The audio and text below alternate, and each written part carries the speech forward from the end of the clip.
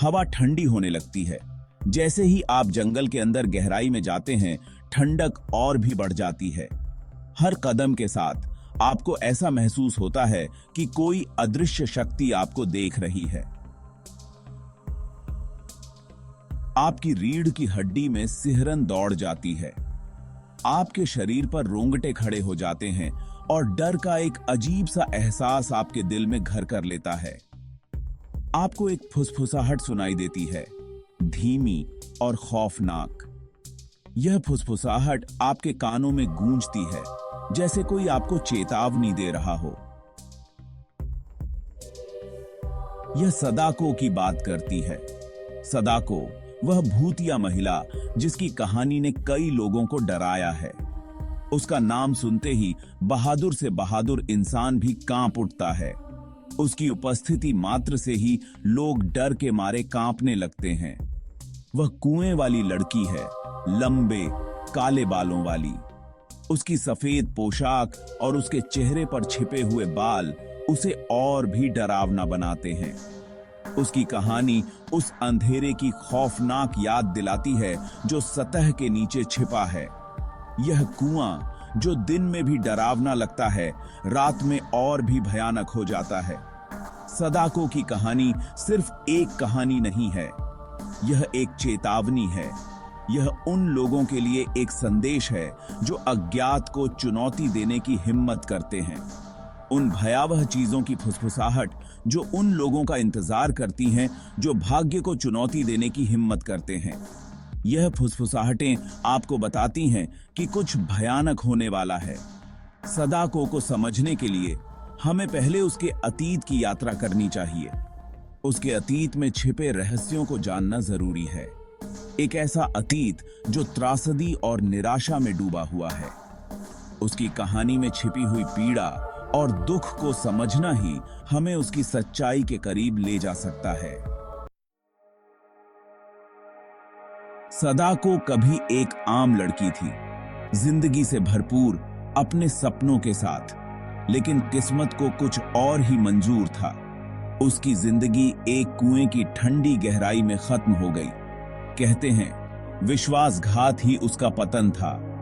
अंधेरे में धकेल दिया गया, धीमी दर्दनाक मौत मरने के लिए छोड़ दिया गया। कुआं उसकी कब्र बन गया, उसके दुखद अंत की एक भयानक याद। लेकिन उसकी कहानी यहीं खत्म नहीं होती है, यह बदल जाती है। सदाको का गुस्सा मौत के पार चला गया।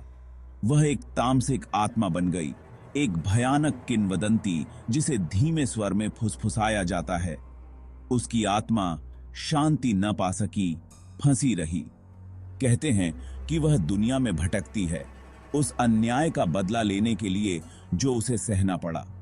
उसकी मौजूदगी अजीब घटनाओं में, टेलीविजन स्क्रीन के स्टैटिक में, फोन की खौफनाक घंटी में महसूस की जाती है। किंवदंती एक शापित वीडियो टेप के बारे में बताती है। स्क्रीन पर तस्वीरें टिमटिमाती हैं, परेशान करने वाली और अजीब।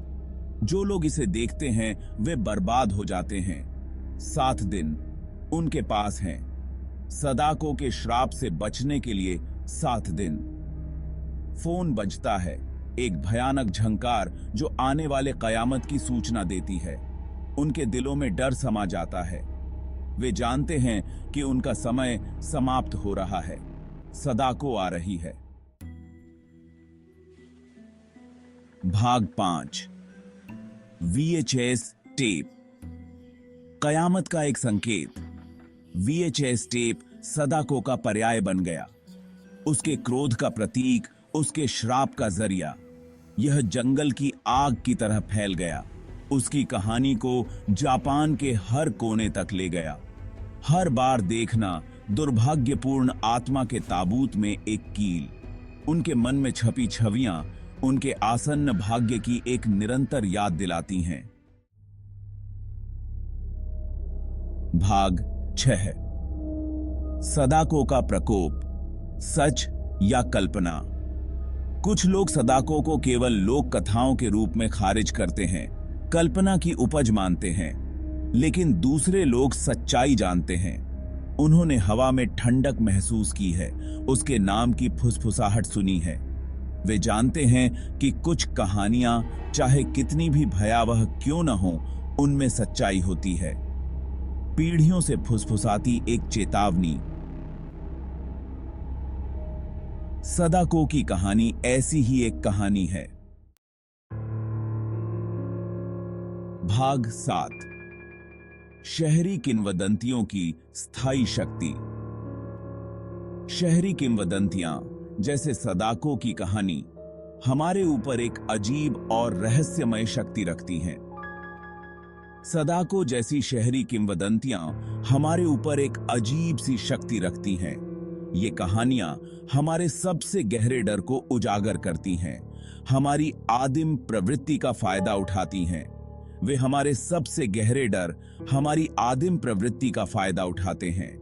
ये कहानियां हमें याद दिलाती हैं कि इस दुनिया में कुछ चीजें ऐसी हैं जिन्हें हम शायद कभी नहीं समझ पाएंगे।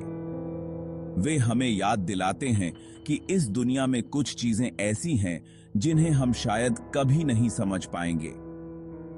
ये कहानियां हमें अज्ञात के प्रति हमारी जिज्ञासा और भय को संतुलित करने में मदद करती हैं। पीढ़ियों से चली आ रही ये कहानियां हमारी सामूहिक चेतना में समा जाती हैं। ये कहानियां न केवल मनोरंजन का साधन हैं, बल्कि वे हमें हमारे सांस्कृतिक और ऐतिहासिक संदर्भों से भी जोड़ती हैं। वे सावधानी की कहानियों के रूप में काम करती हैं, भाग्य को लुभाने के खिलाफ चेतावनी। ये कहानियां हमें सिखाती हैं कि हमें हमेशा सतर्क रहना चाहिए और अज्ञात से सावधान रहना चाहिए। भाग 8। सदाको की वैश्विक पहुंच, जापान से दुनिया तक। सदाको की कहानी जापान तक ही सीमित नहीं रही, इसने सीमाओं को पार किया, दुनिया भर के दर्शकों को मोहित किया। उसकी छवि बागी की बाम गागी खाए जो कभी स्थानीय किंवदंती थी, डरावनी फिल्मों की पहचान बन गई। द रिंग, उसकी कहानी का एक सिनेमाई रूपांतरण, ने दुनिया भर के दर्शकों को भयभीत कर दिया। इसने डरावनी दुनिया में सदाको की जगह पक्की कर दी। भाग 9। डरावनी से परे, सदाको के विषय।